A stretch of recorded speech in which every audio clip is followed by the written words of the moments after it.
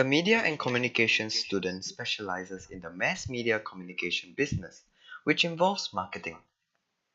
You and I know that the main purpose of marketing is to attract the attention of the consumers, to get them to buy a product or service through the means of advertising, print media, and publishing. And as for a company or business, the cost of promoting their products and services isn't cheap. Hence, psychology comes into play where there is a need to research on the behavior and minds of the consumers to ensure that the advertisement or poster being published gains as much attention as possible from the readers and audiences.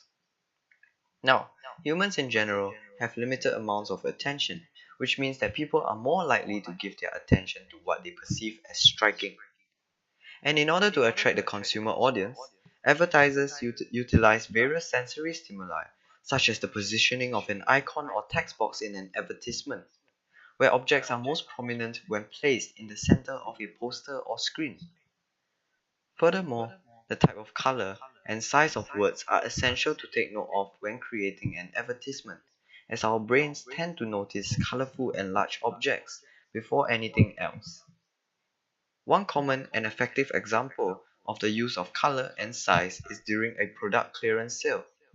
where the font size on the most reduced pricing signs are enlarged to show emphasis on the words, allowing the consumers to know that a product is cheaper than before, along with the effective use of red as a background color scheme or text color due to red being a bright and striking color that provides a sense of urgency for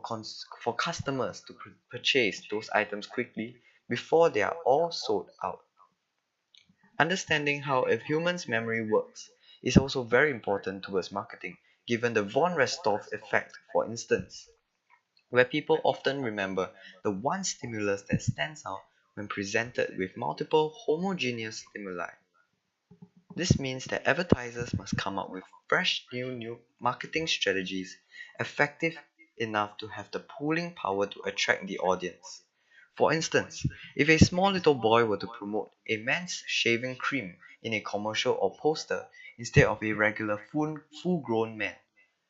audiences will be more attracted to the advertisement as it has a unique promotional strategy unlike other generic shaving cream commercials. And the people who have watched it will always remember the small little boy when thinking about shaving cream in the future, as images from the advertisement will have slipped into a person's flashbulb memory. Furthermore, understanding the primacy and recency effect also helps out advertisers in creating an effective commercial. By understanding that the beginning and ending of a sequence is where information is best remembered, it allows advertisers to insert their call to action or slogan at the end or at the start of any commercial to enable audiences to remember the purpose of the brand and the advertisement most vividly. For instance, a potato chip advertisement may have their own tagline and they want their audiences to remember it as well as possible. Hence, they only show the slogan at the end of the commercial. And based on the recency effect, people will not only remember the slogan better, they will be more familiar with the brand's identity every time the slogan is shown. So, as an advertiser in the future, it is safe to say that psychology is definitely relevant, as understanding how the brain functions and works will directly affect how an advertisement is produced.